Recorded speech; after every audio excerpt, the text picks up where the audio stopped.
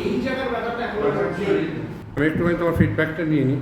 আজকে প্রথম দিন করালাম, তোমার কী কী ব্যথা ছিল আর এখন কেমন আছে একটু বলো। আমার পায়ের পাতার এদিকে ব্যথা ছিল আর হ্যামস্ট্রিংয়ের ব্যথা ছিল। পায়ের পাতার দিকের ব্যথাটা এখন আমি একদমই ফিল করছি না, বাট হ্যামস্ট্রিংয়ের ব্যথাটা অল্প আছে।